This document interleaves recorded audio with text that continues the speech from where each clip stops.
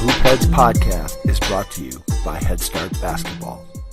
The game of basketball, this is just a small piece of the pie. This is just a small piece of the big picture. And, you know, like I said, me as a basketball coach, I try to use the game to teach these guys about life after the game. And for most of them, life once high school is done, because most of them won't end up playing in college or beyond. So I just try to utilize basketball to help teach these kids about life.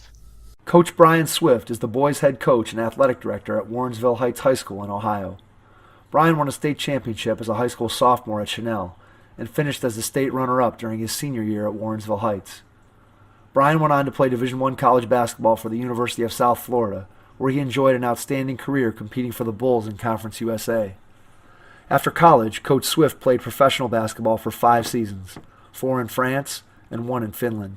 He learned a lot about himself during his time overseas, and that experience continues to impact his coaching today. To begin his coaching career, Brian Swift returned to his hometown of Warrensville Heights as the head coach of the Tigers, and then added the athletic director title after earning his master's degree from Ohio University. Brian has a tremendous desire to impact the student athletes in his community as both a basketball coach and as an athletic director. Make sure you take some notes as you enjoy this conversation with Coach Brian Swift from Warrensville Heights High School in the state of Ohio. Hello and welcome to the Hoop Heads podcast. It's Mike Klinzing here with my co-host Jason Sunkel, and today we are here with Coach Brian Swift. Brian, welcome to the podcast. Thanks for having me. We are very glad to have you with us tonight. Brian, we're going to start out by asking you how you got into the game of basketball when you were a kid. I got in early. My parents probably put the ball in my hand. I would say probably 3 or 4 years old. But it was easy because I had an older brother and older sister who was kind of already playing sports at that time, especially my brother. He's about 8 years older than me. So with him kind of being involved with it, I took a liking to it. So, you know, that young, I had a basketball hoop in my backyard. So a lot of the older kids, my brother's age, they would be playing. And, you know, being young, I just want to get out there and play. Those guys will be pushing me off the court and doing things like that, get out the way. So, you know, from a young age, I really took a liking to it. And it stuck with me, you know what I mean, all the way through middle school, high school, college, professionally to now. You know, even though I'm not playing but coaching, but I'm still around it. And so when you were a kid, did you play other sports too besides basketball, or were you all hoops right from the beginning? It's crazy. Basketball was not the first sport that I played. Actually, wrestling was the very first sport wrestling was the very first sport my parents signed me up for. After that, I think baseball was the next sport that I played, and that came about because a friend of our family had kids as well that were about my age, and they were playing baseball. So my parents, you know, they asked my parents, hey, you know, Brian want to play baseball? They signed me up. I did that for about 2 to 3 years, and I think after my second year of baseball, that kind of segued into like a rec league basketball in Shaker. Okay. And that's kind of how I started playing basketball, like I said, after wrestling and baseball. That's kind of an unusual background, because usually I know we think of basketball players, sometimes you get the basketball-football combo. You rarely get the wrestling-basketball combo. Yeah, it's crazy. It's crazy how it worked out. And then Warrensville, growing up in Warrensville, like when I was young, we really didn't have like basketball leagues for kids. You know, we had a summer basketball camp that we all grew up playing in. That was like an 8-week camp in the summer. I think I started doing that about 4th grade, but before that, we really didn't have anything. So, like I said, my parents, a friend of theirs, they lived in Shaker. So, you know, they had a rec league in Shaker. He asked, you know, if I could play, and I started playing there. So when I got into basketball, like my first 3 years, I was actually playing a part of Shaker's youth basketball program. So when you were coming up, I know because I'm a little bit older than you, but when I was coming up, the AAU system that's kind of in place now really wasn't around. So when I was playing, it was like there was 2 teams in Cleveland. There was a West Side team and there was an East Side team, and that was pretty much it. So when you were coming up, when you got to middle school and you started taking the game more seriously, what did summer basketball look like for you? In comparison to now, we didn't play as much AAU. You didn't have as many tournaments. You didn't have as many teams. So a lot of the times, like, we were still out in the street playing basketball in our backyards, at the park, doing things like that. It wasn't every weekend and, week in and week out, we were having tournaments. So, I mean, that was, I think, the major difference from now. But, I mean, it was still, it was competitive. Basketball was fun. We traveled. We did different things like that. So, like I said, you just don't have the amount of teams and players that were playing at that time. So what's your opinion on AAU from a playing standpoint and now also from a coaching standpoint? So if you look at the system that you came up under, where you weren't maybe necessarily playing every weekend on an AAU game, but you were playing at the playground and playing with your friends, versus now where everybody's playing every weekend, everybody's got a coach, there's, you're always playing with an official. How do you look at that from a player standpoint? Like, if you were coming up in the game today, would you like it more or less than the way you did it? And then also, as a coach, obviously, your players are, impacted by the system as they come through it now. I think it's hard to say. I think, you only know what you know. Right. So I think if you come up in this era, I mean, obviously you'll like it because if you love basketball, you play all the time. But, growing up when I did, I think different aspects, of the game helped me develop.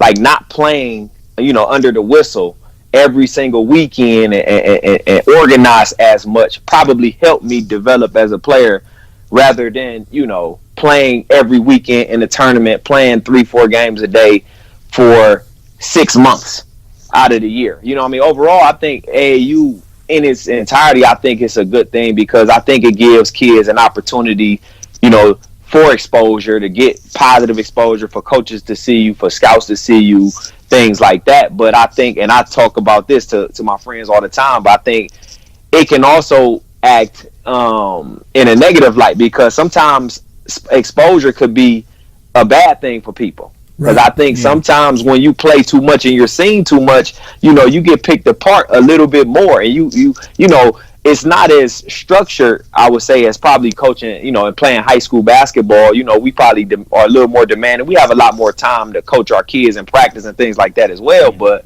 I just think a lot of those bad habits go overlooked by some AAU coaches. I can't say all, but some coaches kind of go overlooked, and those bad habits tend to trickle over into high school basketball, and coaches kind of, pull their hair out every year thinking, oh man, I got to get rid of these things, because they aren't really picked upon during the off season, But again, I think, like I said, I think it's a good thing just because of the exposure aspect of it. Yeah, and I think too, tell me if I'm thinking the same way that you are. I think one of the things that we've talked about with some other coaches is that kids today, there's a depth in terms of the amount of kids that have a wider range of skills maybe than if you go back 15 or 20 years, where you might have had guy 10, 11, 12 on your varsity team that wasn't tremendously skilled, whereas now there's lots of kids that can handle the ball and do things. Doesn't necessarily mean they're better players, but I think there's a better depth of skill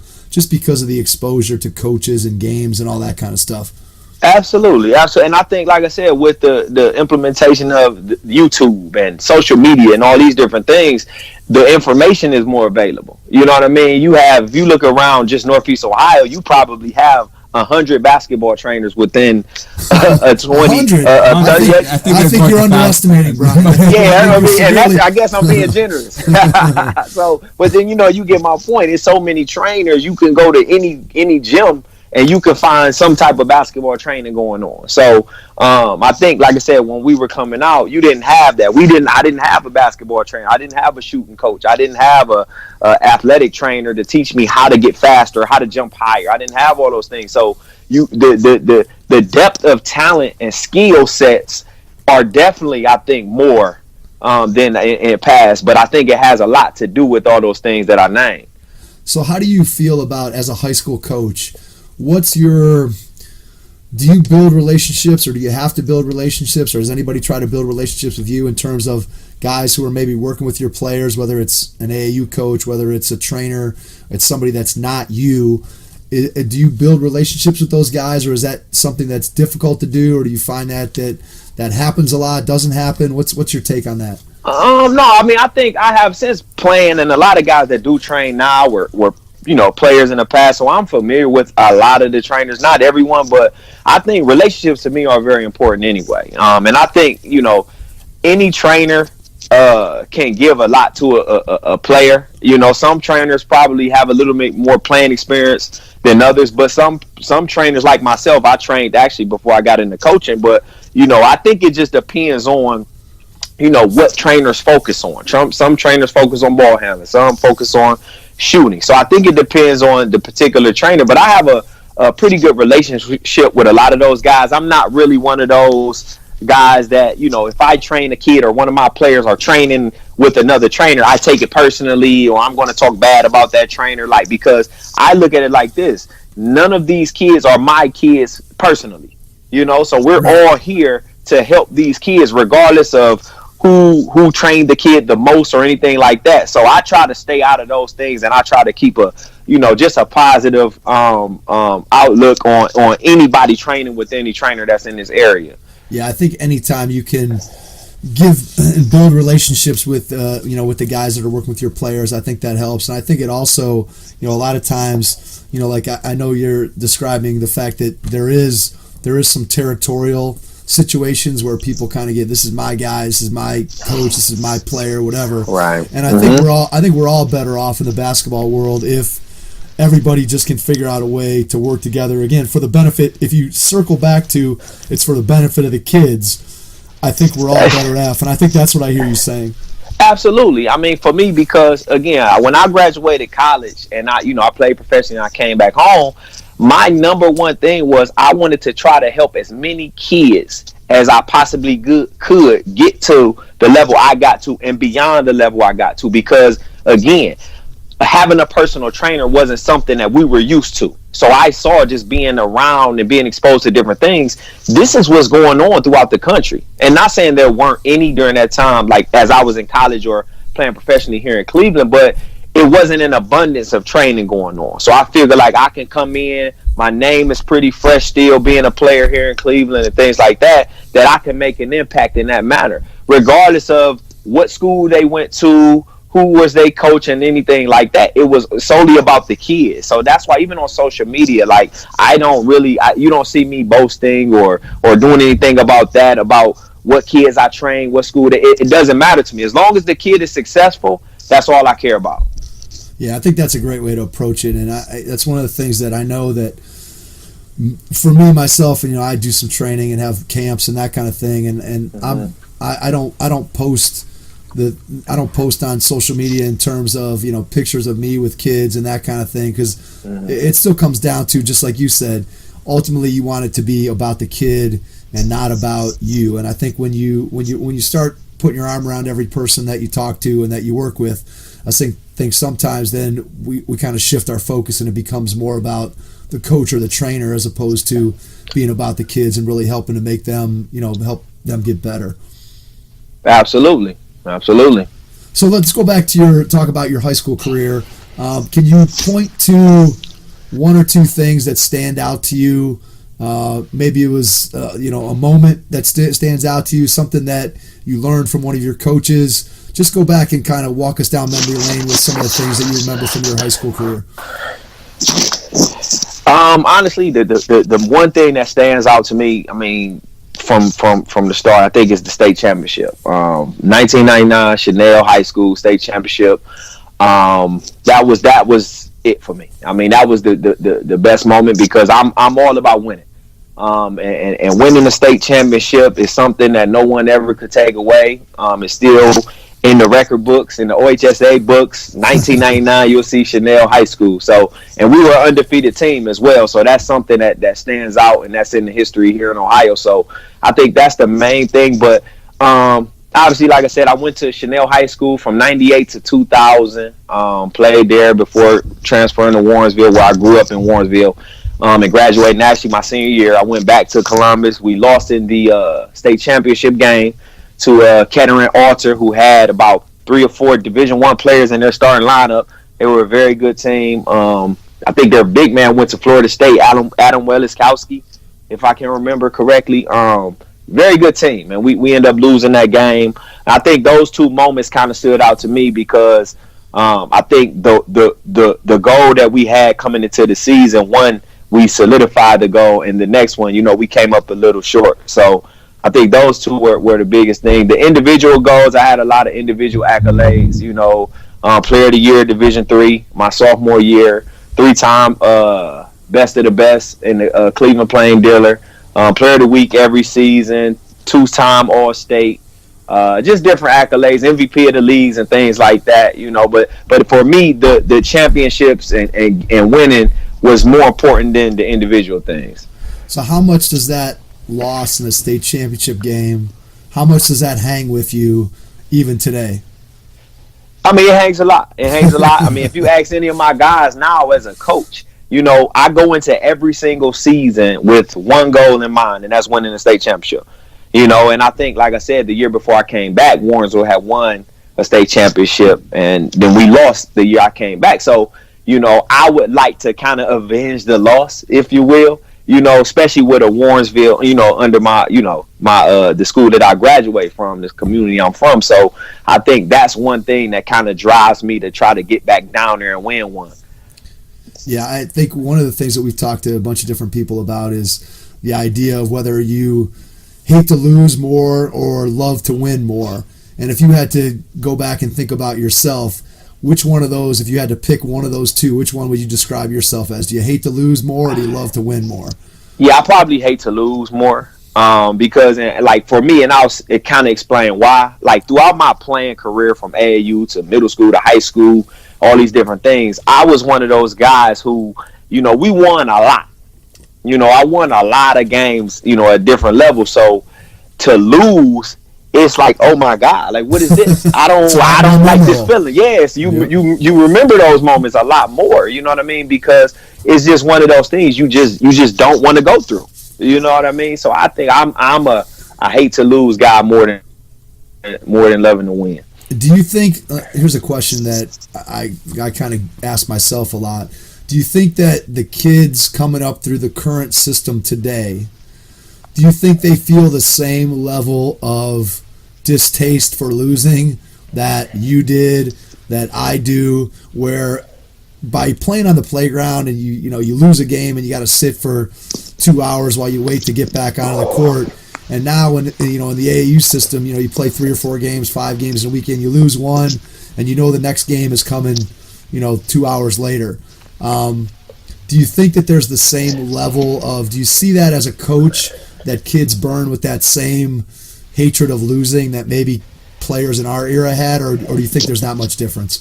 I think for me, it's funny because I get on my guys now about that a lot. We have open gym at the school, and you see some of your better players. When they lose games, they're not that bothered. Right. So I get on them a lot. That bothers me. Because I know when I'm one of the best guys, again, like you said, I'm used to, if I go to the park or the gym and it's open gym and you lose, you got to sit 3, 4, 5 games. And, some people just put their shoes on and go home. Like, man, I'm not waiting to play again after 30, 45 minutes. Now these kids are so used to, like I said, with AAU, every weekend playing 3 or 4 or 5 games in a weekend. You lose, I have another game. If I lose this tournament, I know I'm going to play next week. I lose this one, I know I'm going to play that weekend. So it really never gets to settle in. And it's almost like it's not that big of a deal. You know what I mean? It's not that big of a deal to them. And I tell them, listen, that's a mentality that you don't cut on and off. That's a mentality that you have in general. So if you feel like now that it's not a big deal that you lose, you're not really going to go into the game when it counts and feel like, man, I have to do what I have to do now because it means everything to me. No, if we lose, well, we lost. See you on Friday. You know what I mean? That's just a mentality that, I can't really understand because, that's not one I have, but I see it far too often nowadays. Yeah, I think that's something that's really difficult as a former player, especially a player who is as competitive as you were, that as a coach, when you see your players that don't burn with that same intensity. I know one of the things that I always found to be frustrating as a coach was, if you're doing a drill, let's say 2 kids are, playing 1-on-1, or it's a 2-on-2 at both ends and winners stay on one side, and kids would lose and they just like to your point, they would just kind of shrug their shoulders and move to wherever they were supposed to move to next, and you just didn't see that. They're mad, they're upset that they lost. It's just kind of like, we'll move on to the next thing and tell me what you want me to do next. I know as a coach, that was one of the things that I always found to be the most difficult to deal with, was just that mentality of that every single moment, every single competition meant something to me, and I always wanted it to mean more to my players than sometimes it did to them. Absolutely. And I mean, that's one of those things. It's like, just things you say to coaches. I can't go out and play for you. I can't give you my heart. I can't give you my brain. Things like that. It just has to be in you. You just have to want it a little more. And it's like, as a coach, it's frustrating, but you can't want it more than the kids. That's for sure. That's for sure. And if you do, your team probably isn't going to be is not going to be very successful. Nah, not at all. Want it as much as your players. Not at all. Not at all. Not at all. So talk a little bit about, you finish up at Warrensville, and talk a little bit about your recruiting process and how you ended up at the University of South Florida. Talk a little bit about what that process looked like for you. Maybe some advice that you'd have for kids. Now you've seen it on the coaching side of it too, in terms of the recruiting process. So talk a little bit about how that went for you when you were coming out of high school. I mean, the recruiting process, it was fun. I can say that as a kid, 16-year-old kid, beginning to, get letters at your school every day, letters at home and things like that. I mean, it's definitely a fun process because you feel good. You feel as though, the hard work and the success you're having, is being recognized. So, I mean, it's definitely a fun process. I had a lot of the Ohio schools that, were recruiting me. Pretty much every school in Ohio pretty much recruited me. Had some out of state. Wisconsin recruited me. Marquette recruited me. UNC Charlotte recruited me. A lot, like I said, a lot of schools throughout the country recruited me. Going into my senior year, I think I shaved it down to like my last 5 schools, and ultimately, and I'll put this out now because I'm old. Cincinnati was my number 1 choice. That's really where I wanted to go. Bob Huggins, if you listen, I wanted to play for you, but it didn't happen. It's okay. But that didn't happen for whatever reason. I think my last 5 schools I had Wisconsin, South Florida, UNC Charlotte, Marquette, and I had Akron as my 5th because actually my high school coach, Greg Crayley, he left Chanel High School and took an assistant coaching position at the University of Akron. So, out of respect for him, I consider Akron in my top 5 schools. And to be honest, I had no intentions on going to Akron at all, but, I just put them in my top 5 for that reason. So, right. So how it went, like going into my senior, I think September happened, October came. Marquette kind of fell off because Coach Crean called me.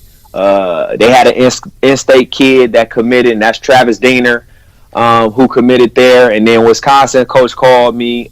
Same thing. They had an in-state Wisconsin kid, which was Devin Harris, who played in the NBA for a while. He ended up committing there. So, those schools kind of just called out of respect and let me know, they appreciate recruiting me and good luck and everything like that. But they told me, they got their in-state guys. So it was down to South Florida, UNC Charlotte pretty much. I really liked the coaching staff at South Florida, especially one of the assistant Coach Zimroff. He was the one that really recruited me the heaviest out of all the staff. I really liked them. I set up my visit. I went down.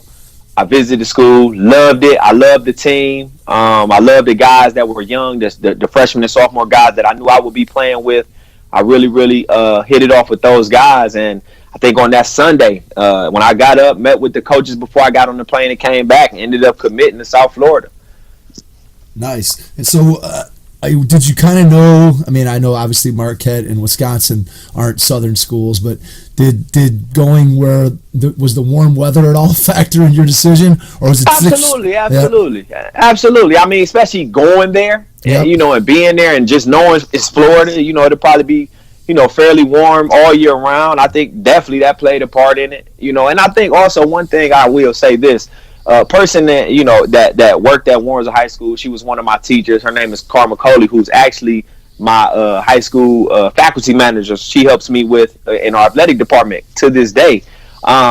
She was one of those teachers that were on a lot of the seniors about getting away.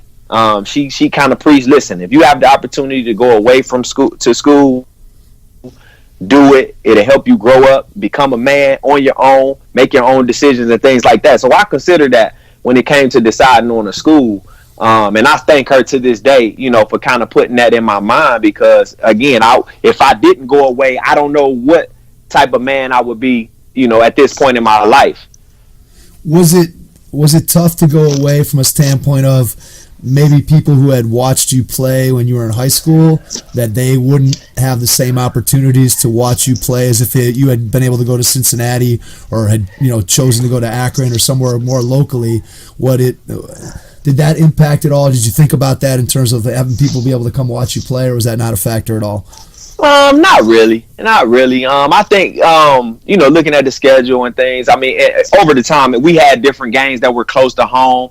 I think my freshman year, we played in a tournament at Robert Morris in Pittsburgh. So, people got to see me play, not as often, but, some games people did get to see me play. But that really didn't impact my decision much. Gotcha. What was your biggest adjustment going from high school to Division I basketball? What did you find to be the most different, the most challenging part of making that transition? I think the workouts. I mean, from day one, obviously, like I said, we didn't have the training, the workouts. If somebody pushing you through an hour workout, I didn't know what that was. So the very first workout I did, the first 10 minutes of the workout, I almost died.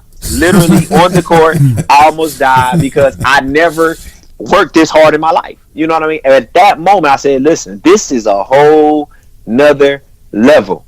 You know what I mean? So I think nowadays, just to kind of, sidetrack a bit, nowadays, I think these kids are a little more prepared for that aspect of the transition. You know what I mean? Because those workouts are intense.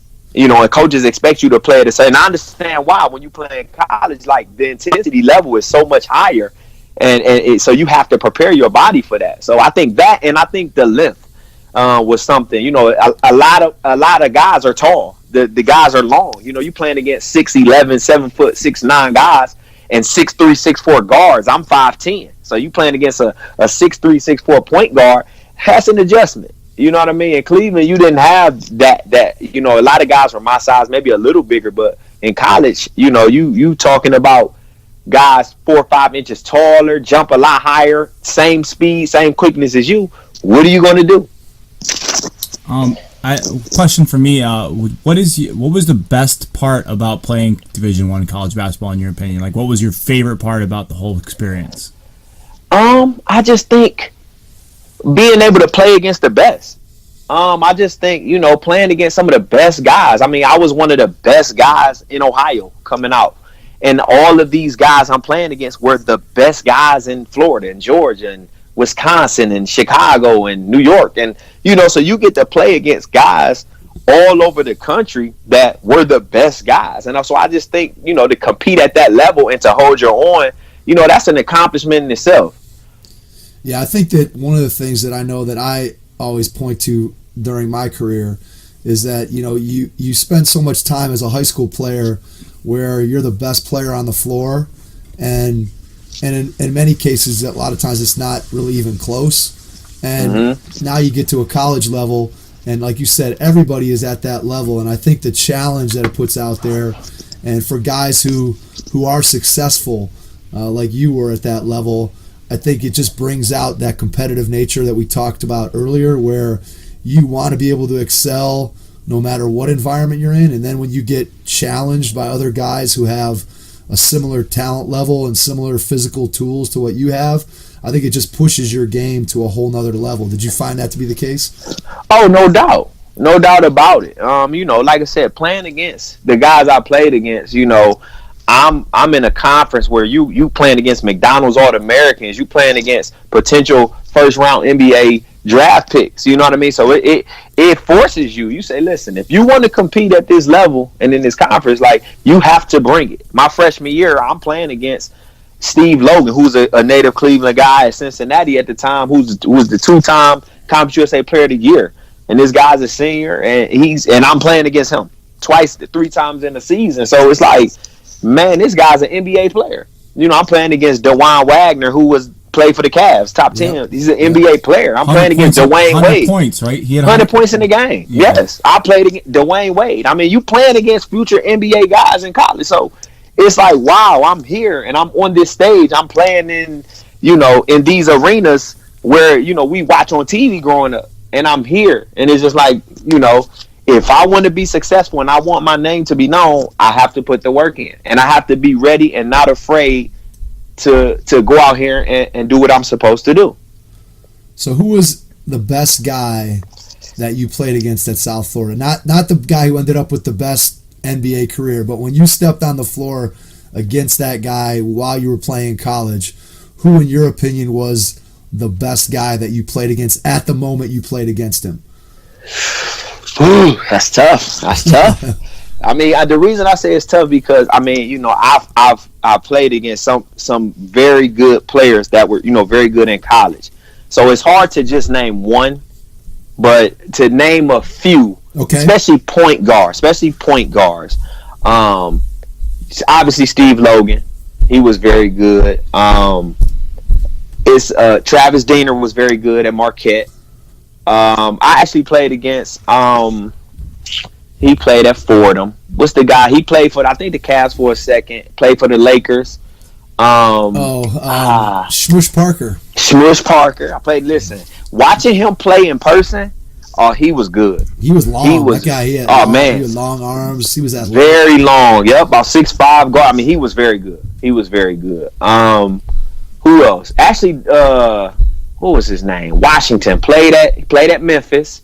Darius Washington. Okay. When I tell you, like, he was a tough guard, he was younger than me, but he was a McDonald's All-American, about 6 foot, but he was kind of stocky and fast. Like, he was very, very good. I'm actually surprised, like, he kind of didn't get a little more time in the NBA. I don't know what happened really with him, but he was very good. Who else? Francisco Garcia.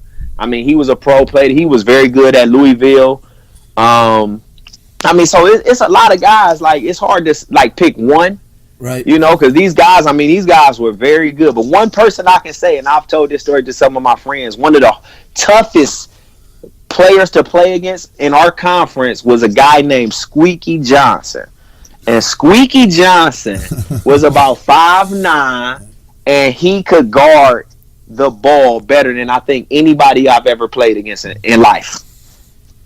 Like, in life. I mean, he was such a great on the ball defender. He was on that UAB team that went to, I think, the Sweet 16 in 2004, 2005. But he was pretty much he sparked the entire defense because they played, I think Mike Anderson was the coach, that 40 minutes of hell basketball. From Arkansas, yep. There you go. So he implemented that at UAB, and he was the person that started it all off in the front because, again, his lateral quickness and tenacity on the ball was just second to none. So he was probably one of the guys I remember playing against, like, oh my God, I got to play against him tonight. And I got to keep the ball, take care of the basketball. It's tough. Exactly. I think those guys are some of the toughest guys to handle. I know I used to hate when guys that were those little guys that were 5'9", 5'10", that were just quick, and they get underneath you and be in there trying to dig the ball from you. I always found those guys to be the most difficult guys to play against. So I could definitely relate to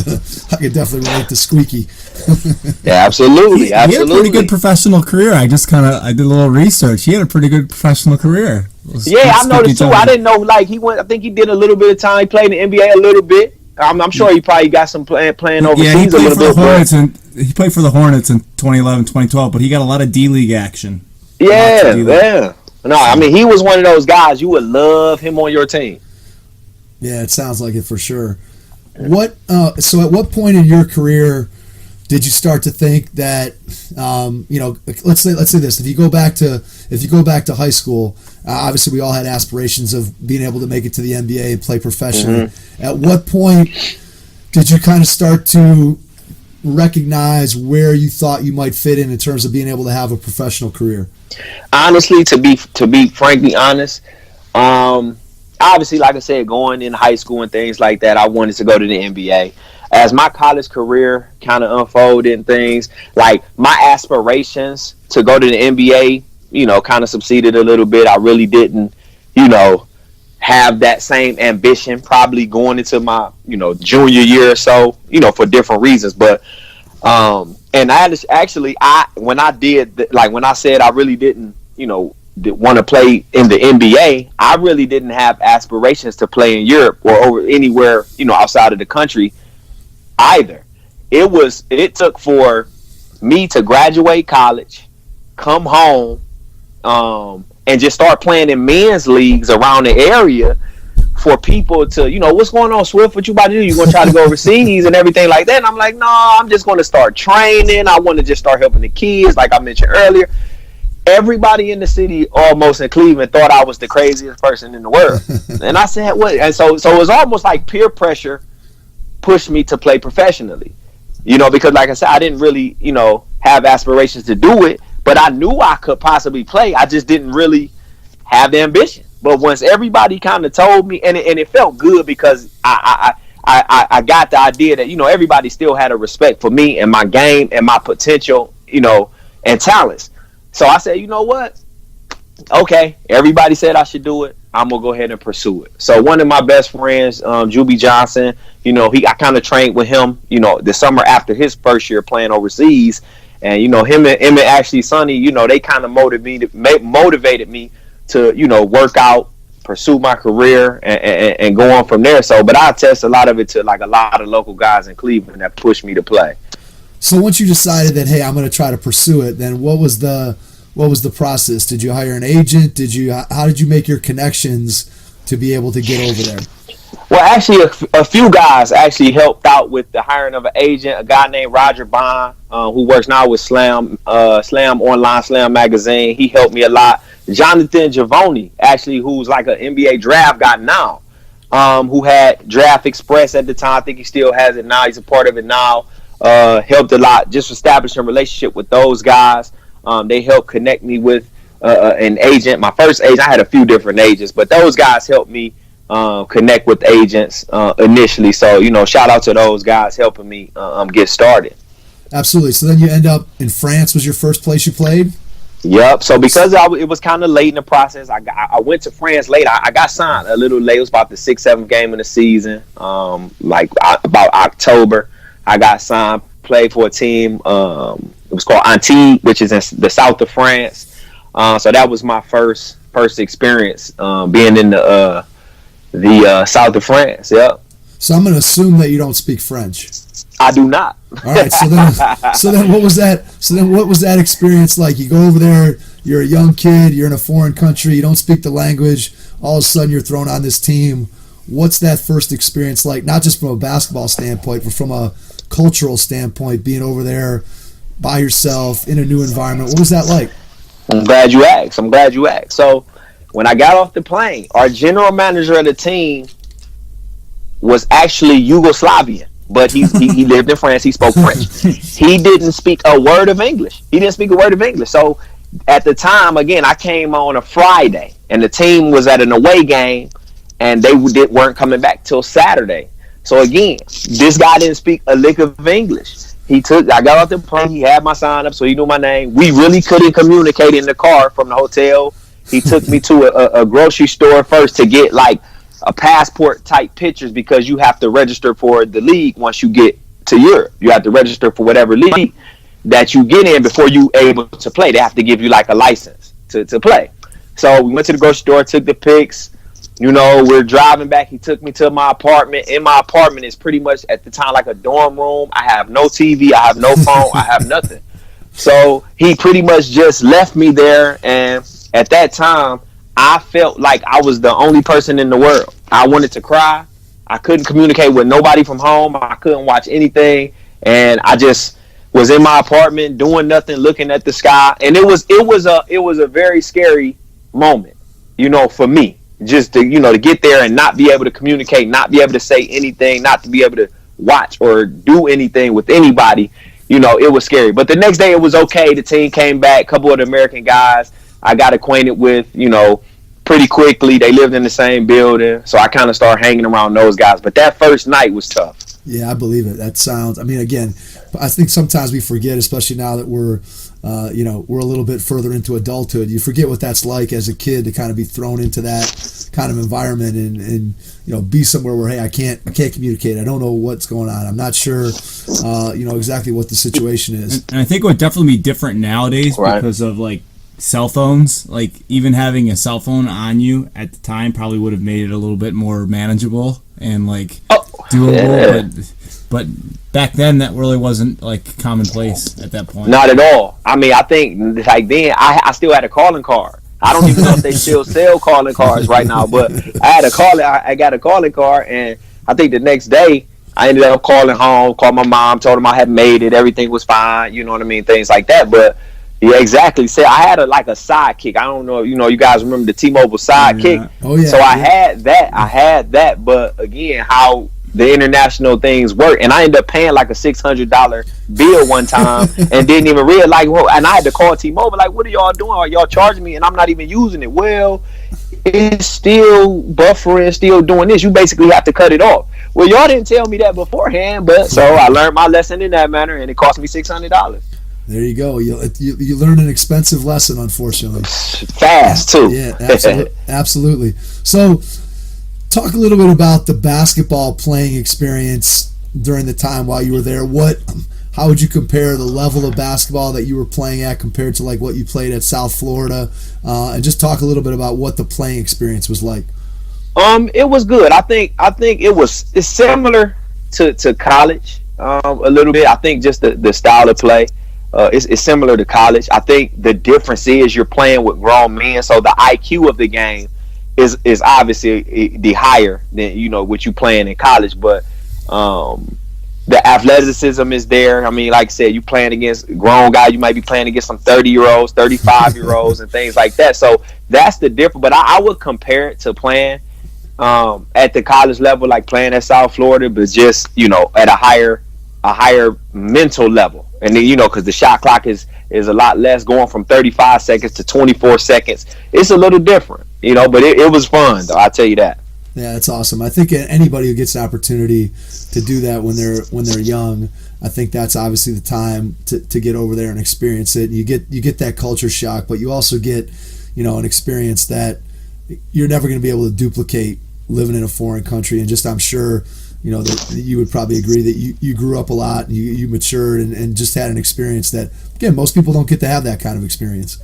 Absolutely. And it opens your mind. You know what I mean? It opens your mind. You experience different cultures. You kind of get an idea of how people in different parts of the world view the world and think and things like that. So, I think a lot of those experiences of playing in Europe and doing that type of stuff and living in Florida, and now being in Cleveland, I think it helps me now in my coaching because I have a totally different perspective on a lot of things. So before we jump, that was almost a perfect segue, but I don't want to miss out on this question, which is my favorite one.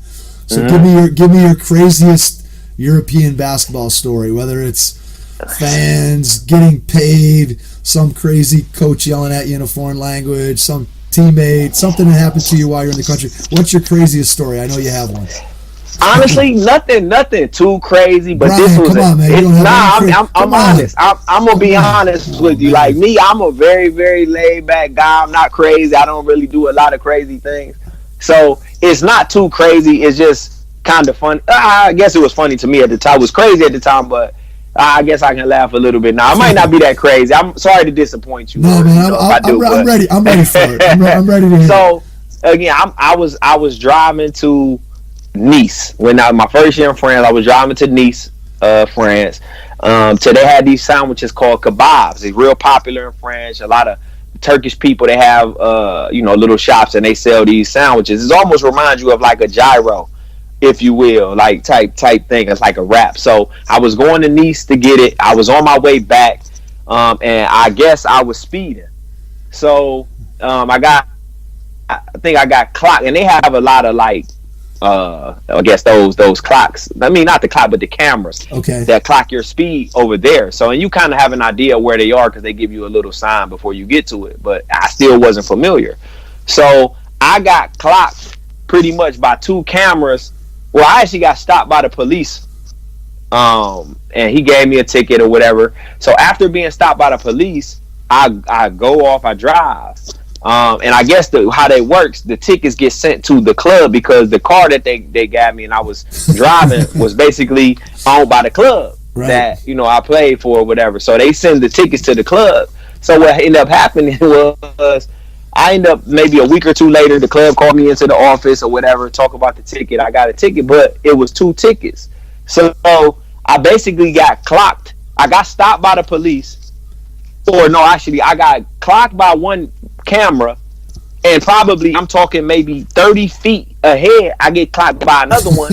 But they sent 2 tickets. So they sent 2 tickets, so I had to pay. On you. So exactly, they double dipping. Like, how you guys double dip on the same ticket? Like, you know what I mean? I'm on the same road. 10 seconds later, and I get a second ticket. That makes no sense. You know what I mean? So again, it wasn't the craziest story. It was a funny thing, but again, like, it was just one of my experiences that it was like, that doesn't happen here in America. You know what I mean? Where you get cited for 2 things in 30 seconds. You probably couldn't do much negotiating with the police officer either in a different language, I'm sure. Probably didn't. I couldn't at all. And he spoke English. He spoke a little English, but yeah, it wasn't really much I could do. It wasn't really much I could do. All right, so let's transition. So I'm sorry to disappoint. It's not that crazy. I apologize. I'm actually impressed that you had a police officer. I've been overseas a lot, and my aunt and uncle live in England, and we could drive hours without ever seeing a police officer there. They're all about those clocks, though. Wow. And the cameras. Oh yeah, definitely. So let's take, Brian, all the totality of your playing experiences, and now let's parlay it into what you're doing now, which is your coaching career. So talk a little bit about A, how you got into coaching, and B, if you kind of always knew you were going to end up as a coach, or is it something that kind of you just fell into? Yeah, I fell into it. Like I said, 2005, when I came home, I started my training company, Truth Basketball. That was my goal. That was my vision for myself, to have my own company, help as many kids as I possibly could in Northeast Ohio. But one thing that I noticed was that I had a tough time having a consistent facility to train. For sure. So I trained in different places, different locations and things like that. And the 2 people that really talked me into trying to coach were Mr. William Johnson, who's actually Sonny Johnson's dad, and Melvin Burke, who's the East Tech girls basketball coach currently, who actually coached me as I was growing up as well. So those 2 guys, we were at Lifetime Fitness in Beechwood. We were just talking, and I was talking about training and talking about not having a facility and things like that. And they said, well, you need to go coach. You need to go back to Warrensville and coach and do this, that, and the other. And if you coach there, you have a gym. So the light bulb went off. And I said, that's a good point. That's a good point. So at the time, Phil Stevens was our athletic director. I think you may know Phil from being in Richmond Heights. Right, Phil's at Richmond now, yep. There you go. So he actually was the athletic director still at Warrensville. He gave me, and I went, sat down and talked to him. I said, listen, if the basketball position is open, I would want to be considered for it. He was ecstatic. I interviewed for the job. I got the job, and the rest is history, pretty much.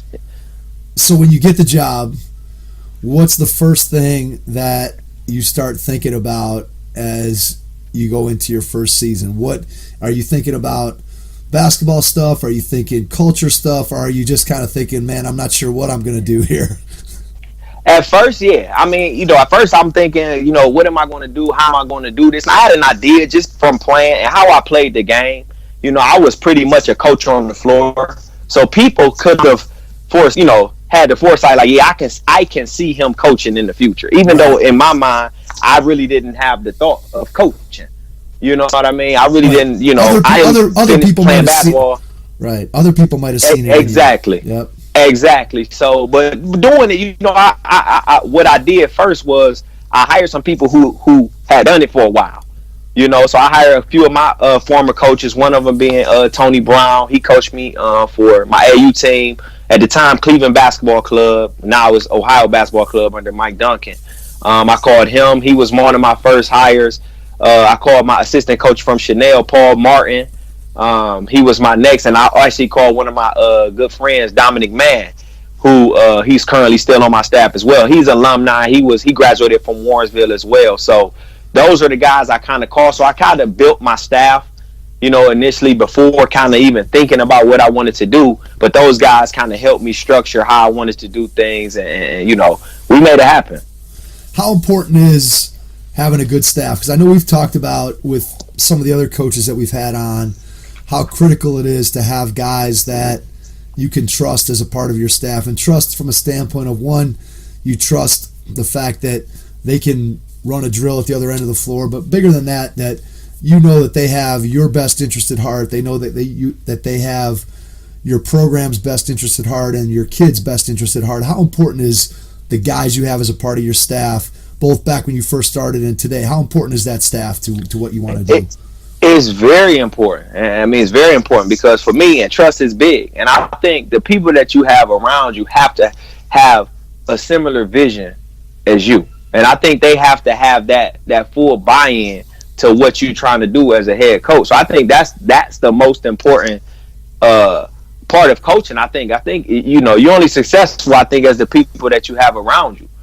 So if you have a good group around you and those guys buy in and believe in what you're trying to do, I think anybody can be successful.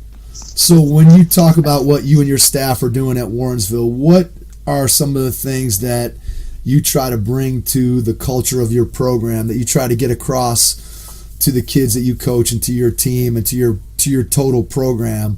What are the things that you really want to instill from a culture standpoint in your program? I think helping them understand like the big picture. I mean, one thing I try to help them understand, like the game of basketball, this is just a small piece of the pie. This is just a small piece of the big picture. And like I said, me as a basketball coach, I try to use the game to teach these guys about life after the game, and for most of them, life once high school is done, because most of them won't end up playing in college or beyond. So I just try to utilize basketball to help teach these kids about life. So how do you go about doing that? Is it mostly through just talking with them, side conversations, before and after practice? Is it big group talks about, do you formalize what you're doing in terms of trying to teach them about life in general, or is it just something that kind of happens organically throughout the time that you're with those kids? I think it's a combination. I think sometimes, we sit down to talk as a group. I think sometimes, I may have guys one-on-one or a couple guys in my office where I could just talk to them, and give them my experience. I think when you open up and give guys,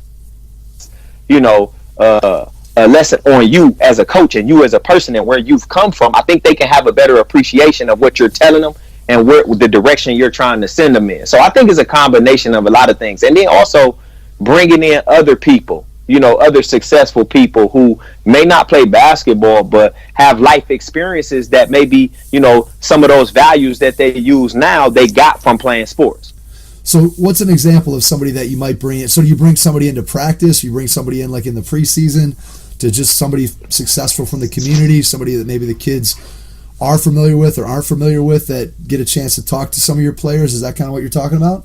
Yeah, absolutely. Sometimes I bring guys into practice. Sometimes it might be guys that come to our basketball games, may speak to guys after the game in the locker room, after a win or loss, and just kind of, give their take on the game, and also just some of the things that I've shared with them, before that moment. So they may kind of speak on that. So sometimes it's impromptu. Like, I may have a preseason meeting where I might bring a guy in to talk. And I think one guy I brought in numerous times is one of my good friends, Bam Childress. The success he's had being an athlete, and even now, after sports are done, I think those type of experiences, those type of people coming in and talking to kids is important.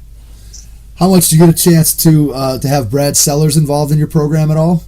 Oh, a lot. I mean, he helps a lot. I mean, he helps a lot with our youth program. We have a Brad Sellers night every year where a lot of our alumni come out to the game. He's at the games. He supports during the tournaments.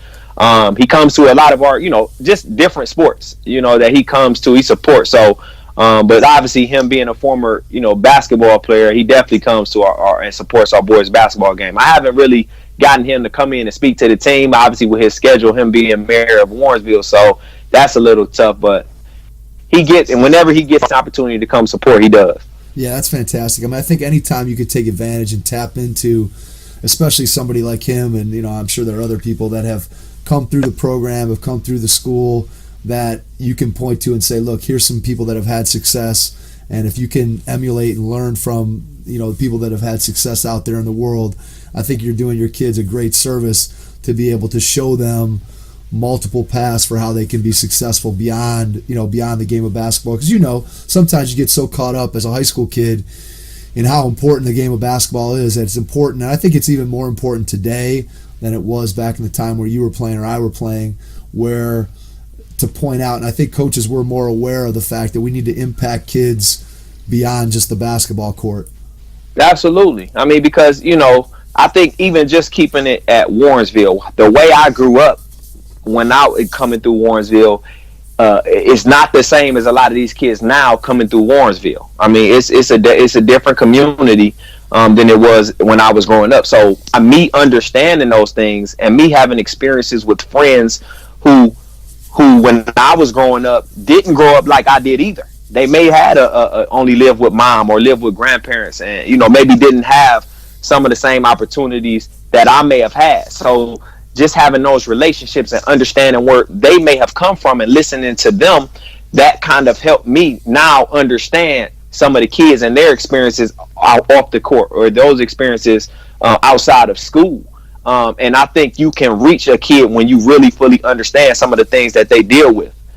Yeah, I think building that relationship and that trust between a coach and a player is so important. And I think it's something that coaches today are probably better at than coaches used to be in the past. I think there's more of an emphasis, again, especially with, like you mentioned earlier, the amount of information that's out there and the myriad of ways we have to be able to learn from other coaches. I think just makes all of us aware of different ways that we can have an impact on our kids beyond just basketball. So if you think about yourself now in your situation, who are some of the people that you look to as mentors when you come across a situation that maybe is something you're like, I'm not sure quite how to handle this situation? Who are some of the people that you reach out to in those kinds of situations? I know you've already mentioned a few of people that have helped you get into coaching, and I'm sure there's still people on your list, but is there anybody that you reach out to when things get tough in your current situation?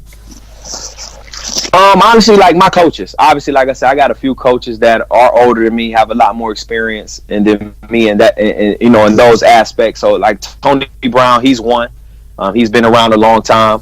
Also, one of my good friends, Eric Rush, who's the dad of one of my actual players now, Brandon Rush. Me and him are very good friends. I reach out to him. He's had a lot of experience, just being a dad.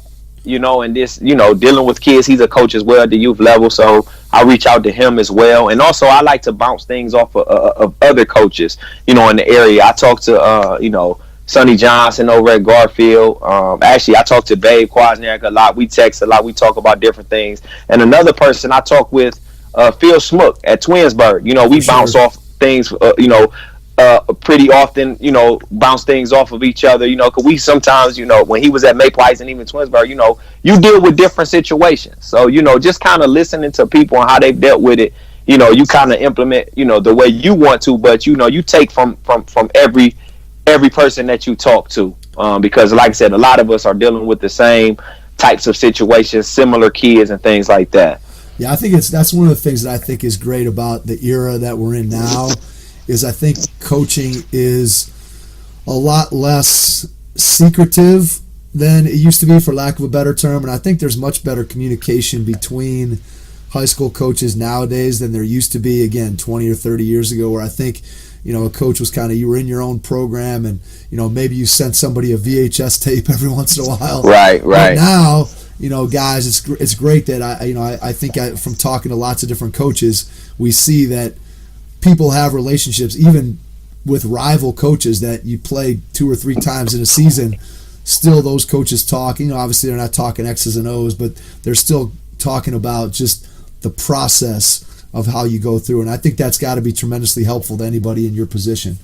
Absolutely. I mean, because we can all relate. As much as we compete with each other and we want to win, which we all do, but we can relate to each other. So I think at the end of the day, through competition, that's the one thing that kind of brings us together. But we can relate with the kids, and we all want to try to help our kids be successful. So I think those experiences that we all have, sharing them with each other, helps each other. You know what I mean? It helps all of us. Talk a little bit about, you're also the AD at Warrensville. Yes, sir. And how long were you the AD immediately at the same time you were the basketball coach, or did you take over the AD job after you had already been the basketball coach? Yes, I actually was the coach for 3 years before I actually became the athletic director. And it's funny, if you listen to this podcast over, you'll hear me say a lot of things that come into my life I didn't have plans of doing. You know what I mean? It's just the story of my life. So all these things, but opportunity always tends to come my way, and I try to take advantage of the opportunities that are given to me. So, after my 3rd year, our athletic director at the time, she had went out on some health issues or whatever, so she went out on leave, and so they pretty much hired me as the interim athletic director. And probably about midway point of the school year, I think she ended up resigning, and I actually interviewed for the full-time position, and I ended up getting the job. Now, I was actually titled the athletic coordinator because at the time I didn't have my master's degree. So once they told me that, I actually enrolled at Ohio University in their master's in athletic administration program, and I did that 2-year program, and I got my master's now. So I've officially since last year became the athletic director instead of athletic coordinator. Gotcha. So what are some of the challenges of being the athletic director at a high school?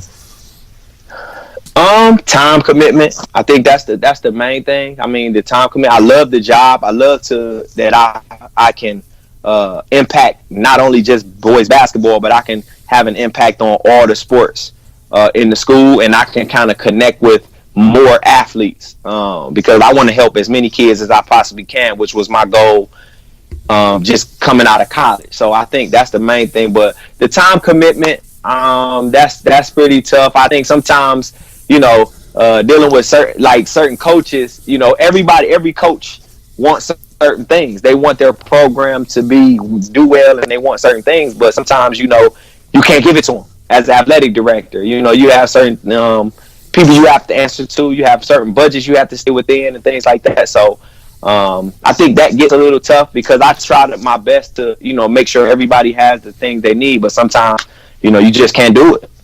For sure. Do you do any training with any coach training with the coaches, or any official programs or ways that you deal with to help your coaches to become better coaches? I do. I try to send my coaches to, professional development, to some coaches clinics and things like that every year. I try to, send my coaches different emails of interesting quotes and things that can help them in their day-to-day dealings with their student athletes and things like that. Actually, I remember a few years ago, I actually had like a coaches clinic, like especially basketball, with my high school and middle school boys and girls coaches, just to kind of help them, explain how we do things in boys basketball and some of the terminology we use and how, we can get kids to understand what we want them to do and them go out there and execute it. So those are a few of the things that I try to do. Yeah, I think that's very important. What you just said there is, I think a lot of high school coaches are doing that. I think if you're a high school coach out there and you're not doing that, like Brian described, having a clinic for your middle school coaches, for your youth coaches, to get them familiar with the systems and the terminology, and not that they have to run everything that the high school varsity is running, but certainly you want them to be familiar with some of the things that you're doing and some of the terminology and some of the ways that you go about doing, instilling your culture. That only can build a stronger program from way down in the youth level all the way up to the varsity. So I think that's a great thing for any coach to take away from what you just said. I want to hit on one final topic, Brian, before we wrap up, and that is one of the things that I know coaches always find to be challenging is parents. So if you could give a parent of a high school basketball player any piece of advice about how they could make the high school experience better for their athlete and also for themselves, what are some pieces of advice you would give to parents in terms of how they deal with a coaching staff and their players? I think first off, everyone has to be honest. I think as a parent, you have to be honest with yourself. Because some parents have, obviously, you have an emotional attachment with your kid. So us all, no, I can't say all. A lot of parents, we believe our kids are this good or that good, and we believe, that they should be given a certain amount of opportunities and different things like that. And sometimes parents come to certain games, they wonder, well, why isn't my kid playing? He's at practice, he's doing this, he's doing that. But it might be some things at practice he's not understanding. He may be a little late to practice. He may not be listening well. He has not fully bought in to the process that the coach, is implementing. And sometimes, yes, and I explain to some of my kids, you're not always going to have the greatest coach, but at the time, that's the coach. And you have to listen to what the coach is saying, even if the coach might be wrong at that moment in time. But I think the main thing, like I said, at the advice I think I give to parents, just be honest. I think, tell your kid, listen, do your best, listen to the coach, do exactly what is told of you, and let the chips fall where they may. That's pretty much the best advice I can give. And I can be honest, like, since I've been coaching, and I'm lucky, I haven't had many problems with parents in my coaching career. I think my parents have been phenomenal in Warrensville. They've been very supportive in what we've been trying to do, what we've implemented, and they've seen some of the success of that. They've seen some of our kids go on and play. They've seen some of our kids have success in the high school level. They've seen kids get highlights and get in the paper and get online and get exposure and things like that come up for our program. So they see it works. So all I ask for parents to do is just, like, for in the words of my man Chet Mason, trust the process. That's all you can do. I like two things that you said there. One, I think by being honest with both the players that you're coaching and also with their parents, I think that helps you to build a rapport with the entire family, so that if there is a situation that arises, because you've already had those truthful discussions with the player and with the parent, it puts you in a much better position if there is a conflict that you can deal with those people. So I hear that, what you're saying. And then I think the second thing that I pull out there is, if you're encouraging the kids and the parents to, have respect for the coach and to do what the coach is saying. And I think you made a great point in that you don't always have to agree with the coach. And this is one of the things I try to get across to my own children is you may not always agree with everything that your coach is saying, but in the moment, you need to nod your head and do what that coach is asking you to do, because, again, that coach ultimately is determining your playing time, determining your position on the floor. And if that's what they want, then that's what you need to do in order to make those things happen. I think that's great advice for any player, parent. If we could get that across to people, I think we'd all have the kind of smooth parent relationships that you're talking about. Absolutely agree. And I think, honestly, just being transparent, us as coaches, we're required to have parent meetings every year before the season. And what I try to do with my parent meetings, I say, listen, this is not an equal opportunity program, especially at the varsity level. Like, I don't give anything to any of my players. Everything they get, they earn it. So if you transparent with these parents up front, I don't think they really have a leg to stand on unless you go against what you said in the beginning. And I open my practices to parents. If you want to come and watch practice every day and see what I see, you are more than welcome. And I think if you do that, parents become a little more comfortable with what you're saying, and I think they buy in a little bit more to what you're saying. Yeah, I would agree 100%. Brian, this has been great. Is there anything else that we haven't touched on tonight that you'd like to share with our audience, or something that you want to talk about that we haven't had a chance to hit on? I think we hit on a lot. I think we hit on a whole lot. I think one thing, like I said, social media, we really didn't talk about that. We don't have to go into depth with that. I think the social media thing, which is so new, Yep. I think a lot of us, because I see it with a lot of us coaches, I consider myself an old guy now, I guess, so a lot of us old guys, this is so new to us, and social media and how our kids utilize it. I think we just need to become more informed with it and kind of train our kids and coaches on, what to expect from that and how to properly use it without damaging, our reputation as a program and your reputation as an athlete. And I would imagine that's an important role that you have as an AD too.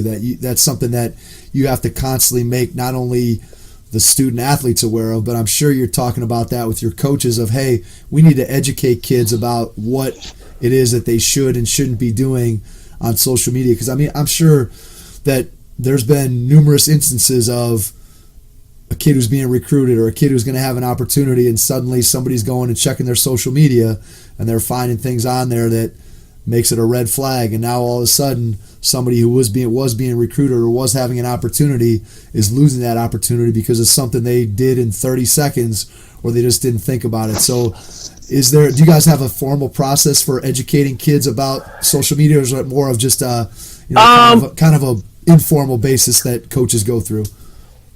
Yeah, mostly informal, and I think a lot of it, we kind of, had a few instances in the last few years where social media was used and improperly. Kids were, had situations where they were, suspended from school for a few days from things that seemed innocent to them, right. But in actuality, in our code of conduct, it's against the rules.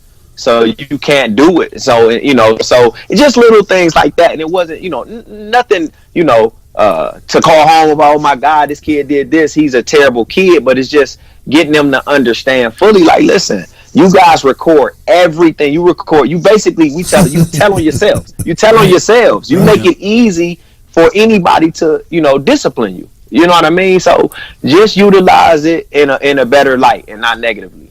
For sure. Brian, thanks for bringing that up. I think that was a great point, that any coach out there, any parent, any player that's listening can take that advice that you just gave about being careful on social media and use that to help make themselves a better person. Before we get out of here, is there a way for people to get in touch with you, whether it's email or social media? How can people reach out to you if they just want to say hello, or maybe they have a question for you after listening to the podcast? Yes, you can reach me on Twitter at Brian_Swift216. I'm on there a lot. You can actually go to WarrensvilleTigers.org if you want to check out our schedules, check out what's going on at Warrensville. Actually, my Instagram, I'm not on there currently, but I'll be back soon. Sweezy3 on there, that's my nickname.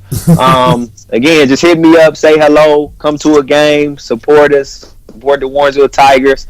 That's pretty much it. Brian, this has been awesome. We appreciate you taking the time out of your schedule to jump on with us tonight. And to everyone out there, we will catch you on our next episode. Thanks. Head Start Basketball's Player Development Academy offers Cleveland area players a unique opportunity to improve their basketball skills. Regardless of a player's age, skill level, or position, training with Head Start Basketball will elevate your game to the next level. Do you want to improve your ball handling, become a better shooter, or develop into a more skilled, confident player? Our Academy classes offer training that's designed to do just that. Our training sessions are innovative and will have you learning skills that are transferable to actual games. We have 4 different class skill levels for boys and girls, ages 4 and up. All Player Development Academy classes will be held at the Strongsville Recreation Center. For more information or to get registered, please visit www.headstartbasketball.com. Thanks for listening to the Hoop Heads podcast, brought to you by Head Start Basketball.